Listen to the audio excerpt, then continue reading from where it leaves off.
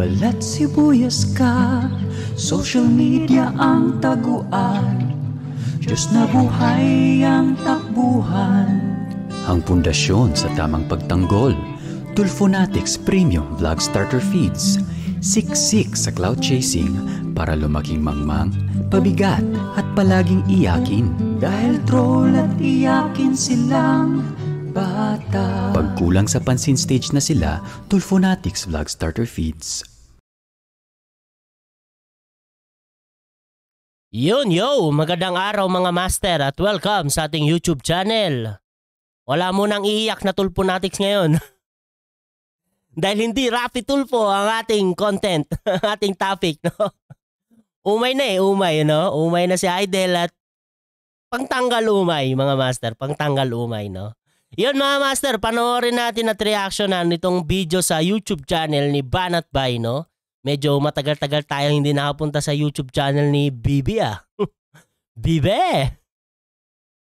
Kasi mga master, no, meron silang exclusive interview kay dating Pangulong Duterte. Ang kasama dito ni Banat Bay is Coach Oli tsaka si Boss Dada, no? May exclusive interview sila kay dating Pangulong Duterte. At maganda yung mga sinabi dito ni Pangulong Duterte, no? Especially sa akin, nagustuhan ko talaga yung mga sinabi dito ni Pangulong Duterte. Lalo na yung sinabi niya na baka tumakbo siya sa pagkasenador. Kasi ako, number one fan talaga ako ni dating Pangulong Duterte, no? Mula noon hanggang ngayon, no? Gustong-gusto ko pa rin talaga si Pangulong Duterte, no? Kahit wala na siya sa gobyerno, gustong-gusto ko pa rin siya. Lalo na ngayon, may sinabi siya talagang nagustuhan ko na baka tumakbo ulit siya sa pagkasenador. Okay? Kasi nga, meron siya nakikita sa gobyerno natin ngayon na parang hindi niya talaga nagugustuhan. Okay?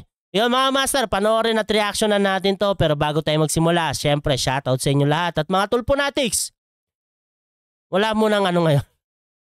Walang Rafi Tulfo, kaya walang iyak sa inyo. Okay? Kung gusto nyo manood lang kayo dyan. Okay? Let's do this. Tatay Digong, Mayor, former President. Unang tanong ko lang po yung pong lumabas na latest survey sa senatorial, nag-number 1 po kayo. At yun po ang... Talagang no? Pinupush talaga si dating Pangulong Duterte na tumakbong pagkasenador. Kasi ako, for me, talagang fit na fit siya sa trabaho niya, pagiging senador. Alam natin, lawyer yan, tapos talagang batikan na pagdating sa, diba, sa politika. Ang panawagan ng taong bayan, kayo po ay bumalik sa politika para... Kung merong survey, ako talaga, number 1 din talaga, PRRD. Diba? Naman po, meron silang kakampi. Ano pong masasabi niyo po dito sa senatorial na nag-number 1 po kayo? Sa iyo lang ako nagpa-interview nito. Marami na kasi nagtatanong. In fairness naman kay Banat Bay, no? Talagang madali lang talaga siyang makalapit kay PRRD, di ba? Diyan ako believe kay Banat Bay. Doon sa siyudad ko, sa Mindanao, wala akong naibigay na sagot. Ayaw kong magpa-interview kasi ayaw kong sumagot. Pero titignan ko yung panahon. Pero tanong lang, ilang taon na ba to si dating Pangulong Duterte? Tingin ko mga nasa 80 na siya, no? O wala pa? Kasi kung 6 years yung pagiging senador, sabagay, si Enrile nga Si Enrile nga, di ba? Pumapalag pa di ba? Hindi dahil sa gusto ko, ayaw ko na. Tapos na ako sa politika, dumaan na ako pagka-presidente. Tama naman. Wala nang sa akin na meron pa akong ambisyon. Wala nang akong Kaya lang, kung sakali merong compelling reason na kailangan ang boses ko, pwede kasi magsalita ako sa civilian, but tama. Wala kang power. platform. Tama. Not unlike... Wala kasing power talaga, no? Parang tayo, di ba? Dami natin sinasabi, pero wala power, di ba? Pero meron pa rin boses. Pero wala talaga yung, alam mo yung, meron kang kapangyarihan na gawin yung bagay na ito, di ba? Iba pa rin talaga pag nakaupo ka sa gobyerno. Like a senator, ang platform mo is that you're a government official, tapos from time to time, you have to say something and also to participate in the lawmaking process sa Congress. Tama. Ang ano ko, ang masagot ko sa iyo, prangka-prangka, kung may rason, if there is a compelling reason na kailangan akong lumabas uli at pumasok sa politika, hindi na politika dahil gusto kong politiko, kung kailangan yung boses ko para marinig, I have to say something that is that is for my country, whether it is really a negative o positive yung sinasabi ko against usually yan sa gobyerno talaga.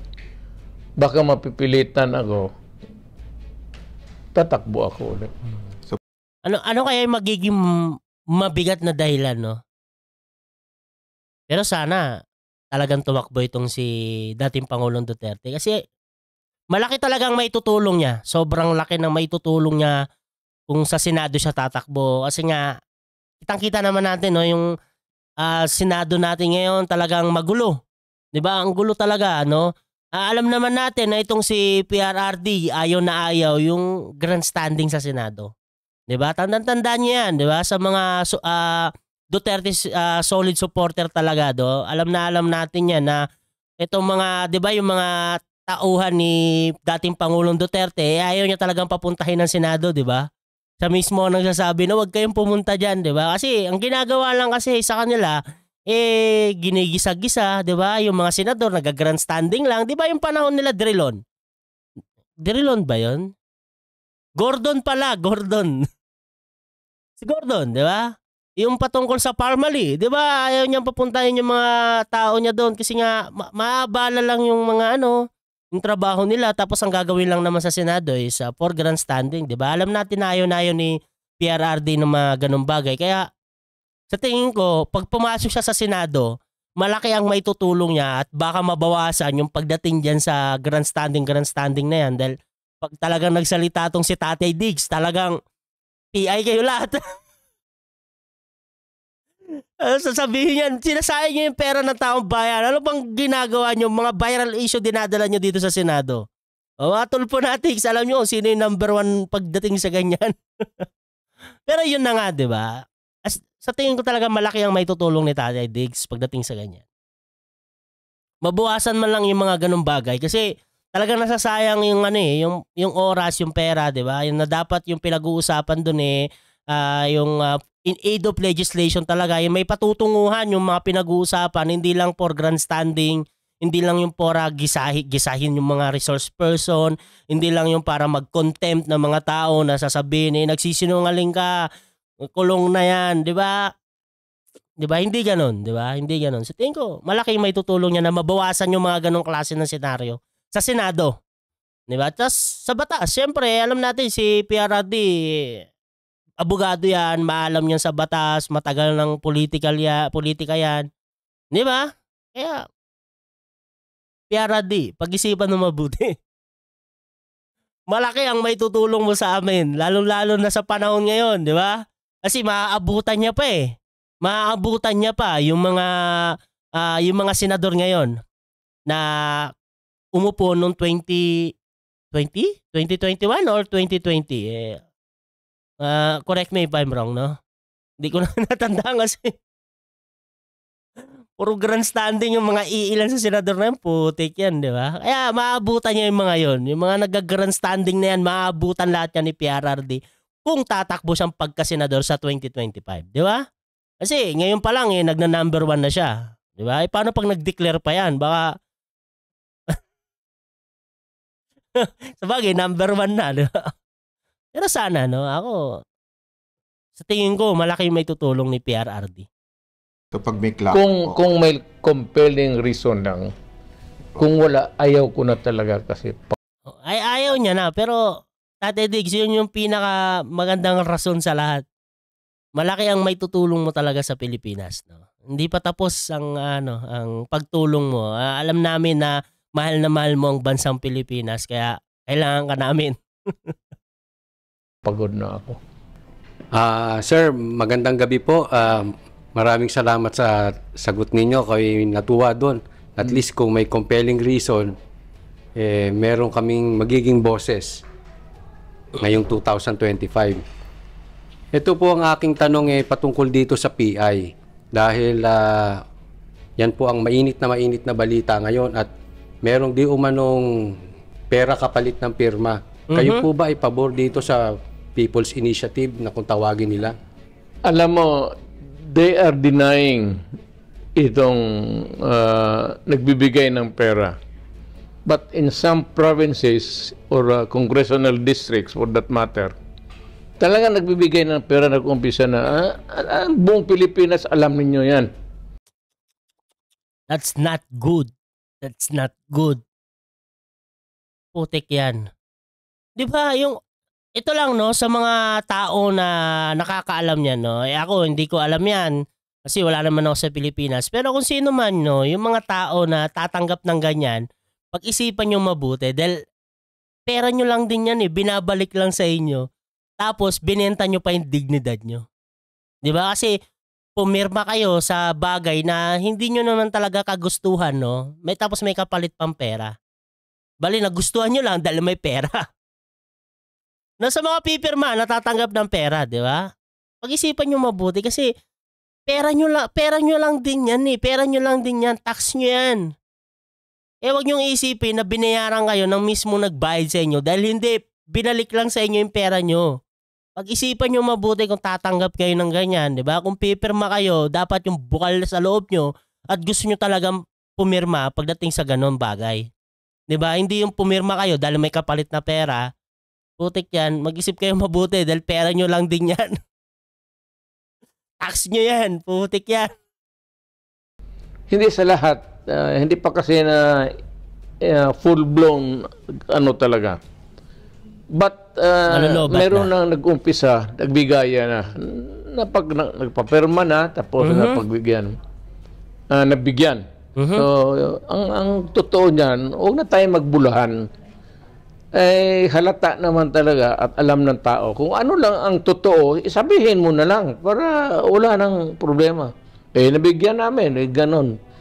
Pero kung if you start to amend a constitution and you start by buying the signatures of the Filipinos for it to start the process, gustong-gusto talaga nilang baguhin na yung constitution natin, no?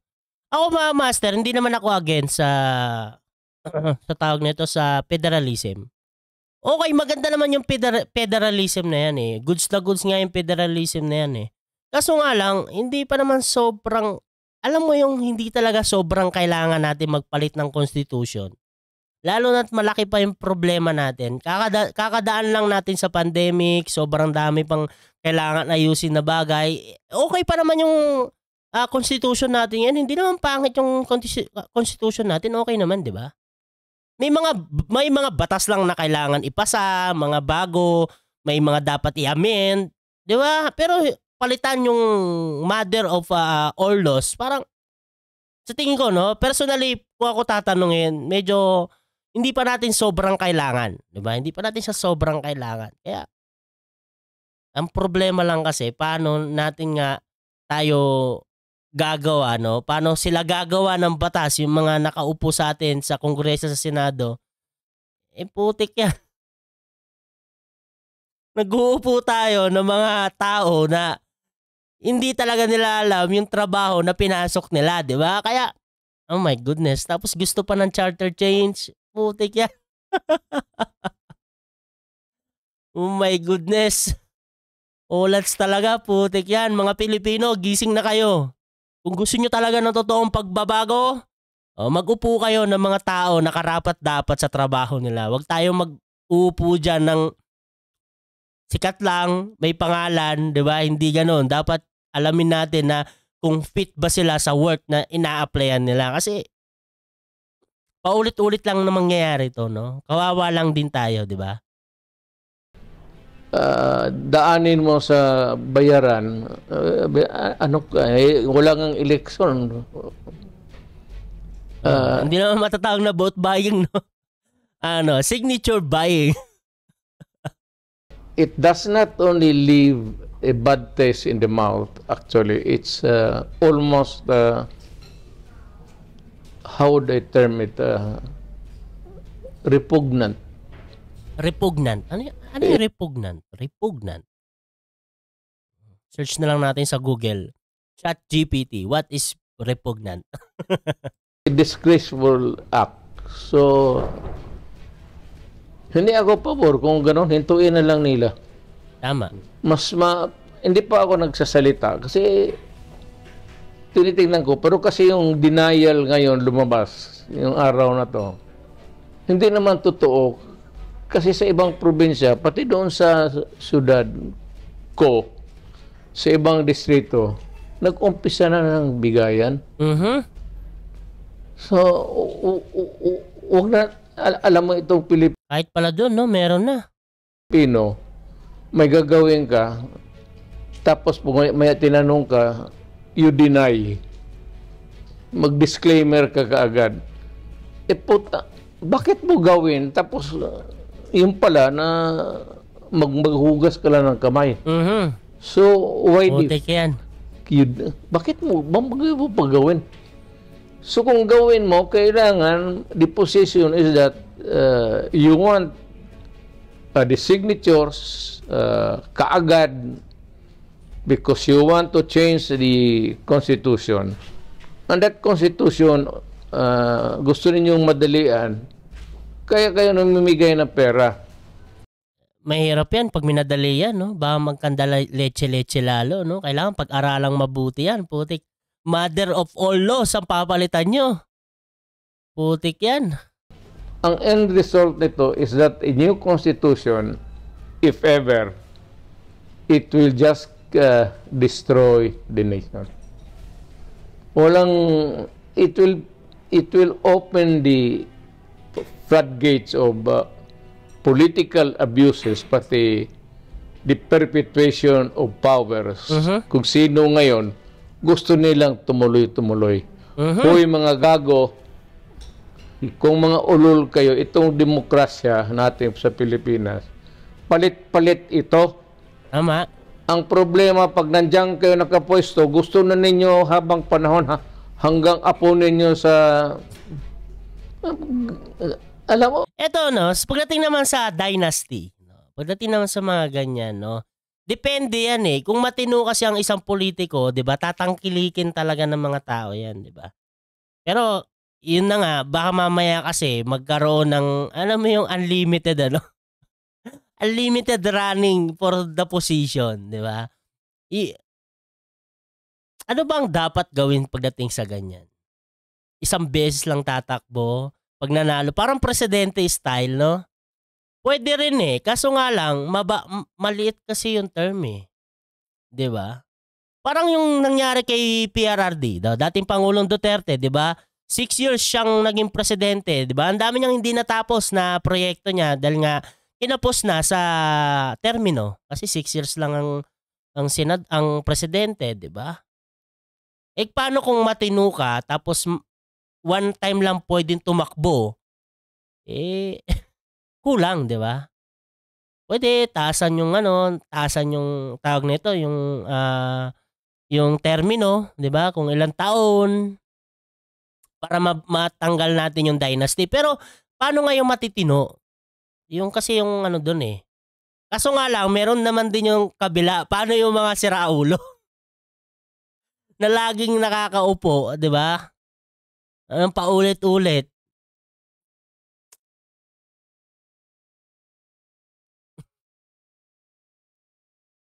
Pwede naman, di ba?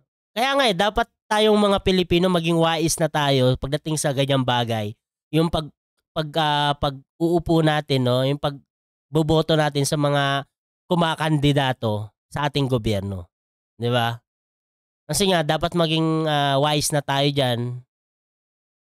At dapat yung uupo natin yung talagang makakatulong sa atin. Hindi yung mag-uupo lang tayo para magsayang lang sila ng oras, 'di ba? Magsayang ng oras, magsayang ng pera. 'Di ba? Mga Pilipino kasi hindi natututo eh. Alam mo kaya paulit-ulit lang yung problema natin kasi paulit-ulit lang din yung mga inuupo natin, 'di ba? Hindi tayo nagpapalit ng karapat-dapat sa trabaho, 'di ba? Mga Pilipino, gising na. Demokrasya to. It simply means that at least there is over time we have to go into electoral process. If you are retained by the people, it's because you are performing well, hindi ka corrupt, Tama.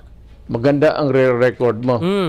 Parang si Angara, 'di ba? Ako sobrang tahimik kasi ni Angara, 'di ba? Pero ang dami na palang naipasang batas, nakikita ng tao yung mga ginagawa niya, binoboto pa rin siya, 'di ba?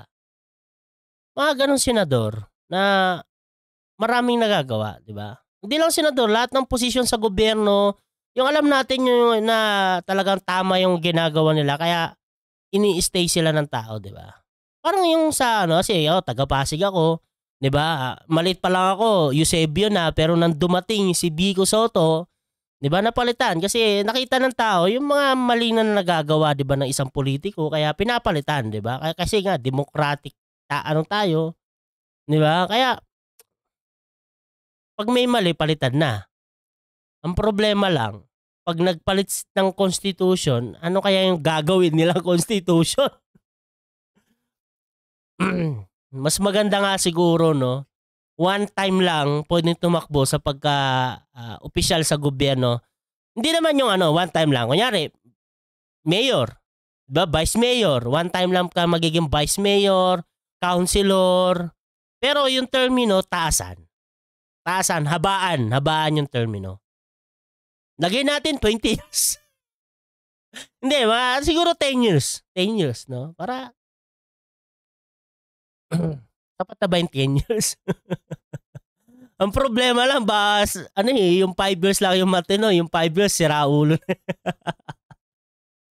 Patay pa rin, no? Sabagay, may impeachment naman. Pero yun na nga, no? Paano kaya yan? Yan kasi yung mahirap din kasi sa atin. Pero kung masamang tao ka or you are an idiot, incorrigible, yan ang cleansing process ng demokrasya. Tama. Elections. Ang problema lang kasi maraming utu-utu talagang Pilipino. Nakikita nila sa harapan nila na may mali na nangyayari. Wala. Idol eh. Hindi, di ba? Kasi yun yung gusto nila eh. Ito kasi yung problema sa mga Pilipino, idolize.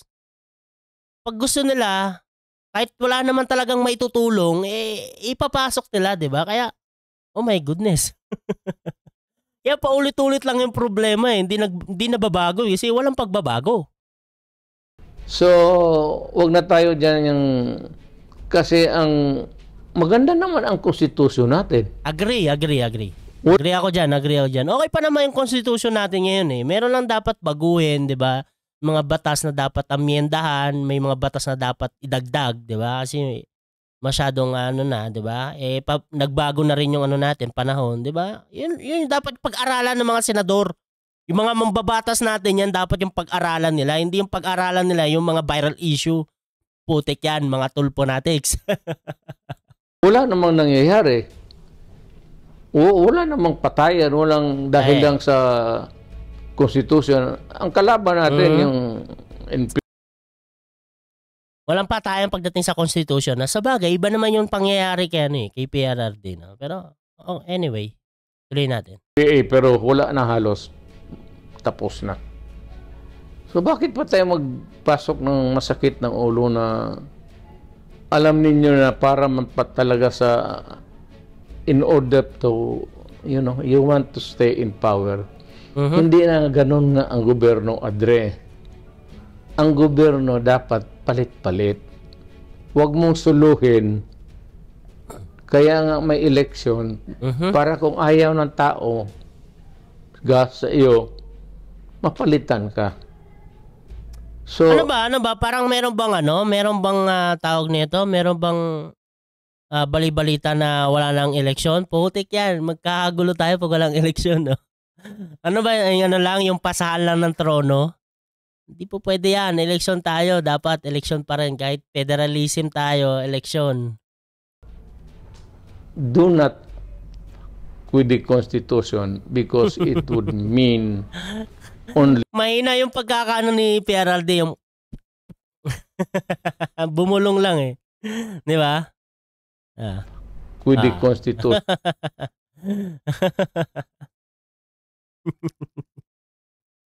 Because it would mean only trouble for our country. We're okay.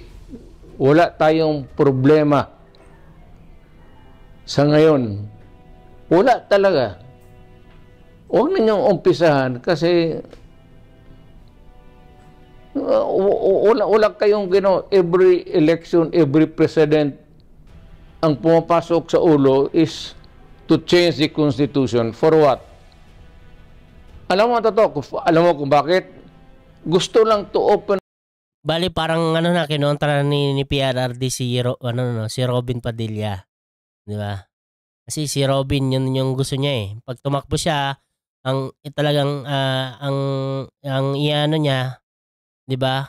Ang plataforma niya ay pagdating doon sa charter change, 'di ba? Sa federalism.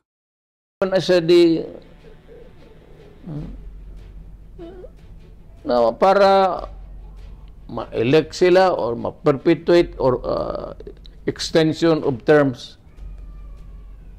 Walang ganunan. Demokrasya to eh. Tama. The Philippines is a democratic state. It provides for an election for an orderly change of government from time to time. It's a cleansing process. If the people cannot stomach your idiotic or maybe a mediocre performance, hindi maghanap ang tao na bright at saka marunong. Huwag tayong pumasok dyan sa mga gano'n. Wala na kayong maisip every term of a new president. Nandiyan papasok talaga yung constitutional change. For what? Para na maggulo. Sabi ko nga, huwag ninyong personalin itong gobyerno. Tama. Hindi ito monarchy. Tama. Na pag namatay ka, ipasok mo yung anak mo, tama, pati pinsan mo, pati kapatid mo sa labas. Itong gobyerno na ito, para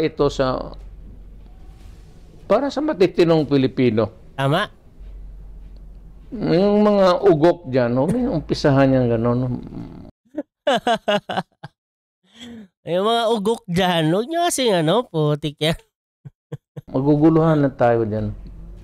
Magkagulo lang. Agree. Baka akalain ninyo, gusto ninyo.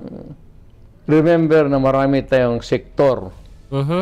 May sektor tayo sa government officials, employees, may sektor tayo sa civilian at large, may sektor tayo sa mga accountants, engineers, may sektor tayo sa military. Huwag din nyo masyadong kasi hindi naman lahat maluluko ninyo eh. Tama. Alam na lahat ng mga sektor na yan na kalukuhan to. So huwag ninyong ipilit. Magkagulo lang. Agree. Huwag, yung constitution pang permanente yan. Poste yan. Ang batas could be changed from time to time. But a constitution remains to be intended to remain solid and poste for governance. From time to time, you might want to change some provision of the Constitution, but let it remain na ganyan. Yung some provisions, palitan natin. Pero yung Constitution mismo, maganda ito. Nothing is absolutely wrong with the Constitution right now. Now, maghanap kayo ng wrong, manggaling sa inyo yan. Magkagulo lang ang bayan. Hindi katanggap-tanggap. Alam ninyo, hindi lang ako. Ako retired na, wala na ako. Ano na ako. Piece of paper na lang ako. Hindi. Pero naman ako hindi sangayon. Malaki pa rin talaga ang ni PRRD, no. Kahit na wala nga siya sa gobyerno yung mga sinasabi niya pa rin, 'di ba? Talagang alam mo yung meron pa rin talagang diin sa mga sinasabi niya, meron pa rin papel. 'Di ba? Kaya dapat tumakbo ka. Tumakbo ka, PRRD. Number 1 yan, sureball yan. Sureball yan, 'di ba? Sabi ko lang yung wisdom pati yung gusto ng tao. Huwag ninyong ipilit yan. Kasi kung ipilit ninyo, mapipilitan rin ako magsalita in public. Ito, nagkapilitan, mapipilitan din talaga si dating Pangulong Duterte. No? At mapipilitan siyang tumakbo. Bakit kasi gustong-gusto nilang palitan yung constitution natin sa ngayon? Diba? Sa ngayon na alam natin magulo Magulo talaga Hindi maganda yung mga pangyayari ngayon tapos gano'n na gano'n, di ba? Ang daming pagsubok na pinagdadaanan pa na dapat mo nang ayusin. Tapos gusto nila ng charter change. Bakit? Ano bang gusto nilang mangyari? Di ba? Mga Pilipino. And I might campaign against it actively. PRRD in connection po doon sa question ni Banat nung una. Matindi po ang clamor ngayon para kayo Boss po Dada ay TV. bumalik sa Laking tao ni Boss Dada, no? Puro muscle, no? politika. Mhm. And nabuhay po ulit yung pagiging patriotic ng mga Pilipino nung nakikita po nila na active kayo ulit sa politika in terms of pagkokomentaryo. Meron po ba kayong gustong sabihin sa mga Pilipino na talaga namang sumusuporta sa inyo? Mhm. Ako ay kontento na. Ako ay komportable na. Ako ay maligaya na sa binigay ninyo na panahon na ako maging presidente. Tama na ho yan para sa akin. O wala na akong mahingi pa sa tao. Ayaw ko na. Ayaw ko na. Pagod na ako. May mga anak ako ng mga politiko. So Tama naman, no? Kasi may edad na rin talaga si PRRD. Kaso nga lang, iba kasi talaga yung meron tayong, alam mo yon, yung meron tayong nakaupo sa gobyerno na alam natin talaga na yung makakatulong sa atin. Kasi alam naman natin yung resulta ng ginawa niya, 'di ba? Nang siya ay presidente. Ang laki talagang naitulong niya sa atin, 'di ba? Ang laki ng pagbabago sa ating bansa, 'di ba? Kahit na dumaan tayo sa pandemic, 'di ba? Ang laki pa rin ng pagbabago na dumating sa atin. Kaya kung si Pangulong Duterte, dating Pangulong Duterte tatakbo sa Senado bilang senador, malaki talagang may tutulong niya. 'Di ba? Kahit sabihin niya na gano'n na meron na siyang pamilya na nasa Senado, ay nasa gobyerno, iba pa rin talaga kasi yung si PRRD. Alam niyo 'yun, 'di ba? Yung mga solid talaga na diyan na Duterte supporter, 'di ba? Alam natin niya na iba pa rin talaga pag si dating Pangulo yung nakaupo. 'Di ba? Iba talaga yung ngipin niya Ay, ano ba? Iba yung masasabi mo talagang kamay na bakal. Yan kasi na talaga yung isa sa nagustuhan ko kahit sa kanya yung kamay na bakal 'Di ba? Pag sinabi niyang ganito, huwag kayong pumunta diyan. 'Di ba? Pag sinabi niyang ganito, susundin talaga, 'di ba?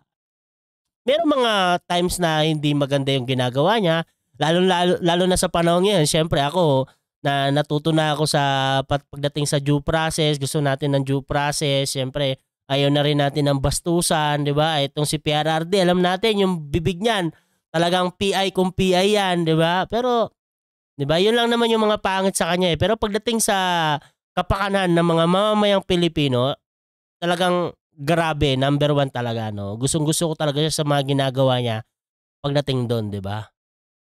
Kaya kailangan ka namin, dating Pangulong Duterte, takbo na, pagka-senador. Gisahin mo yung mga kolokoy doon. Ang dami. Hinayaan ko na lang sila sa buhay nila. Pero ako personally, ayaw ko na. But sabi ko nga, I would connect it with the... Pero yun na, no, kung talagang ayaw na talaga si PRRD, syempre tanggapin natin yung desisyon niya. May edad na rin, di ba? Kailangan na rin magpahinga. Di ba? Pero kailangan kasi talaga natin siya eh. Yung kasi yung point dito eh. Kailangan natin siya eh. 'Di ba? Kung okay lang sana yung gobyerno natin ngayon, nagkakasundo yung mga sangay ng gobyerno, walang mga nakaupo sa Senado na putik 'yan, 'di ba? Na ano na lang, what the F. 'Di ba? Pwede na talaga siya, no, magpahinga. Pero kung sa ngayon kasi kailangan talaga eh, kailangan. 'Di ba? Kailangan, no? Kayo, mga solid Duterte supporter. Kailangan pa ba talaga natin si PRRD o hindi na? Diba? Ako kasi, kung ako tatanungin, kailangan na kailangan eh. A previous question that a possibility might arise that I might run for senator. I said it must be a compelling reason, not just a pang-politika. Kung politika pang sweldo, okay na ako sa retire. Pero yung pampolitika, hindi naman pampolitika yung ano eh, 'di ba? Yung para makatulong sa mga pangyayari sa panahon ngayon. Kaya ako 100%, no, pag ito tumakbo na pagka-senador, ikakampanya ko talaga PRRD. Pero sa tingin ko kahit hindi na ikampanya, panalo talaga eh, 'di ba? Kasi mahal na mahal talaga ng mga Pilipino, no? Maliban sa mga dilawan, galit na galit sa kanya. Oh my goodness. Pero di ba, kakapanya ko talaga si PRRD. Di ba? Kahit number 1 na siya, PRRD. Retirement ko. Nakakain ako 3 beses isang araw. I do not need the money. I am lang not gusto niya. really young. I'm old. I'm tired. I'm true. Agree. Wag lang sana akong mapilitan na magtakbo because I have to be there in the midst of governance para marinig ang boses ko.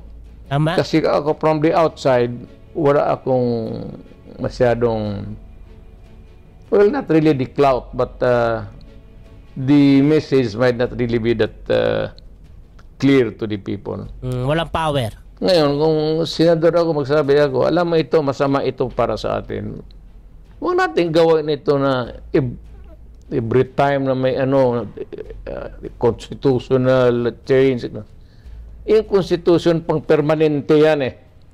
Then, somebody started to, I said, nga wala na tuloy hinto na ito. Hintuan na natin ito. Hintuan na natin ito. Tumahimik na kayo dyan para... Namimiss po nila yung gikan sa masa nyo po na programa. Di ba? Bumalik na po ang SMNI. Meron na pala? Sa YouTube ba? Bumalik na sa YouTube? Makabalik na yung gikan sa masa. Oo. Yun ho ang plano ko para... alam mo, idol kita, baka mamimik.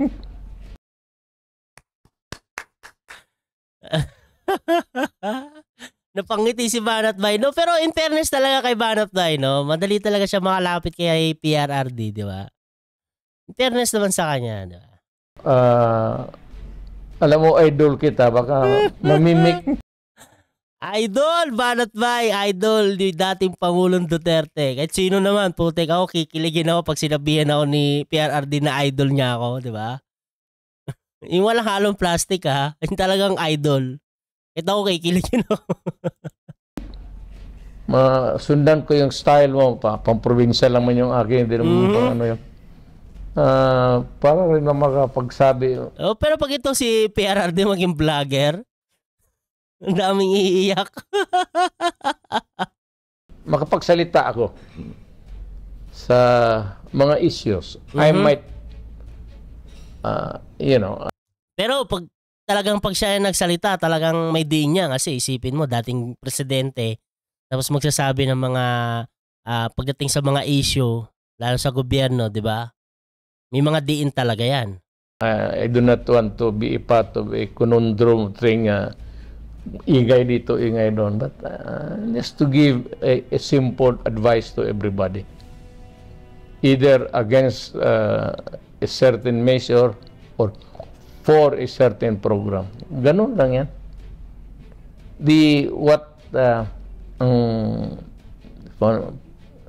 It's really all about my country. Lastly po, sir, message niyo po sa anak niyo si BP Inday na talagang grabe ho ang atake sa kanya nitong mga nakaraang araw. Ano pong message niyo kay BP Inday? Grabe din talaga yung pag-aatake sa kanya, lalo na yung mga vloggers, no? Sabi ko nga kay Inday, ako magprangka ako.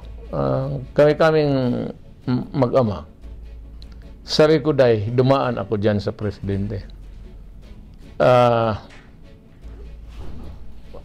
Pardon my statement this time.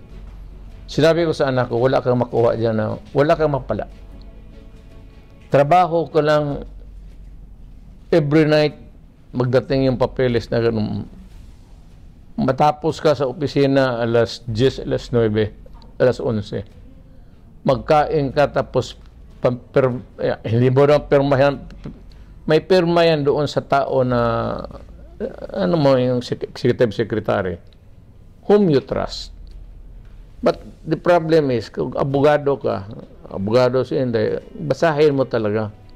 Kasi tama. Takot ka magkamali eh. Tama. Makatapos niya mga alas 6, alas 7 ng umaga, matulog kami minsan hanggang alas 12.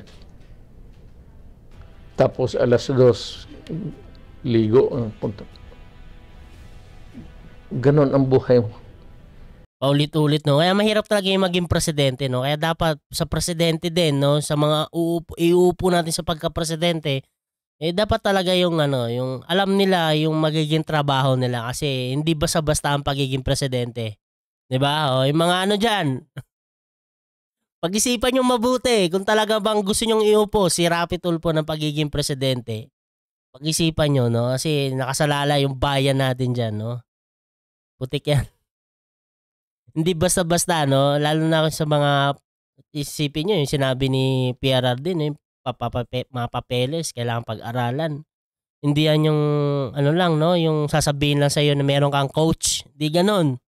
Kailangan personally alam mo yung pinaggagawa mo kasi alam mo dapat din yung mga pipirmahan mo, yung mga, lalo na kung may mga speech ka, di ba, na mga sasabihin. Alam mo lahat yun. Di ba? Yung walang coach. Kaya pag-isipan yung mabuti, di ba? Katulpo natics. Para kang clerk.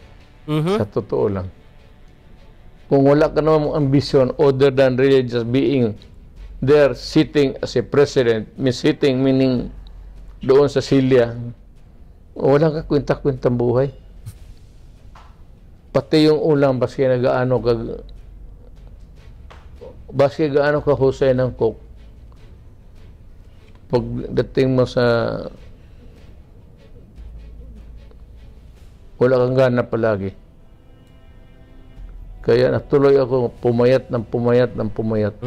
Kitang-kita naman talaga natin, no, yung naging yung itsura niya bago siya bumaba sa pagka-presidente, talagang grabe yung, di ba? Meron pa nga yung video na halos matumba na si PRRD habang naglalakad, di ba? Buti nga ngayon na laki na ng pinagbago ng itsura niya, no? Medyo bumata na siya. Di ba? Medyo bumata na, maliwalas na yung itsura niya, hindi yung kagaya nung presidente pa siya, talagang laki na yung tinanda niya, no? 6 years. Pero ganun yung naging epekto, no? Pero 'di ba, dahil naman din yun sa sobrang pagmamahal sa bayan, talagang binuhos talaga ni PRRD yung lahat ng makakaya niya para sa trabaho niya, 'di ba? At goods na goods naman yung naging resulta. Kahit dumaan tayo sa pandemic, ang ganda talaga ng resulta ng iniwan na legacy ni dating Pangulong Duterte. Di ba? Agree naman kayo dyan. Kahit yung mga tulponatics, kahit yung mga dilawan, kita naman nila, di ba? Buti naka-recover ako dahan-dahan na ngayon. Wala talaga, sabi ko. Ako sabihin ko sa kanya, if it's only kung ano lang na wala kang makuha. At saka maliit yung sweldo. Makukuha mo yan dyan sa ano? Sa kaliit ng sweldo ng yawa na yan.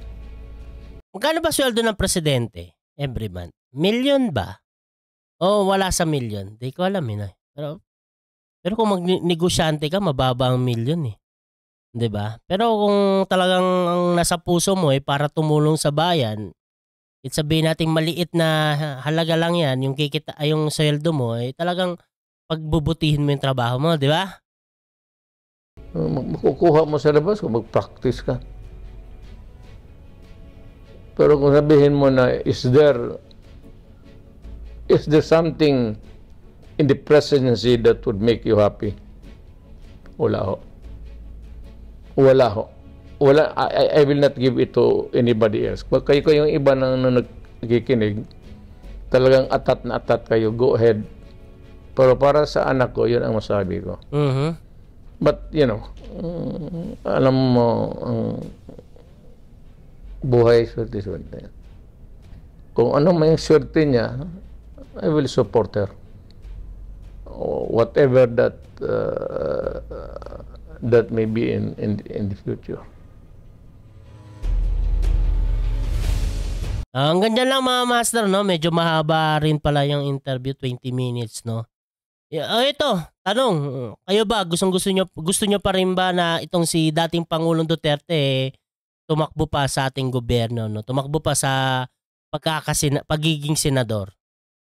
Diba? Kayo, gusto nyo pa ba? Kasi kung ako yung tatanungin, 100%, gustong-gusto ko pa talagang bumalik siya sa ating gobyerno dahil ako malaki ang nakikita ko talaga na malaki ang maitutulong ni dating Pangulong Duterte, no? Lalo na ngayon magulo sa ating gobyerno, di ba? Mga senador hindi nagkakasundo. Natural lang naman 'yon, pero iba kasi yung iba yung hindi pagkakasunduan. Di ba? Iba, putik 'yan. Alam naman din siguro ni PRRD ko na yung nangyayari, syempre. Ano din yan, nanonood din yan ng news, di ba? Pero, pag-isipan mo mabuti, dating Pangulong Duterte, kailangan ka namin. Kailangan ka ng masang Pilipino, kahit bumaba ka kahit bumaba sa pwesto, di ba? Na, hindi na presidente, senador, pero malaki pa rin talaga yung may tutulong niya doon. Lalo na maalam siya sa gobyerno natin, sa batas, di ba? Na dating Pangulo, tsaka anong tawag nito? Attorney yan, di ba? Abogado. Kaya malaki yung may tutulong niya, di ba? Yun sa tingin ko yung dapat tignan pansin ni dating Pangulong Duterte. Di ba kasi sinasabi niya kung meron ba daw na parang madiin na kung bakit siya tatakbo. Di ba? Hindi na pamumulitika kundi para sa taong bayan, di ba? Yun yung kailangan kasi nga magulo talaga ngayon yung gobyerno natin, di ba? Malaki yung may tutulong niya. Yun mga master, hanggang dito na lang yung video natin at maraming salamat po sa nanood ng ating video at ingat po kayo palagi. God bless. Babush.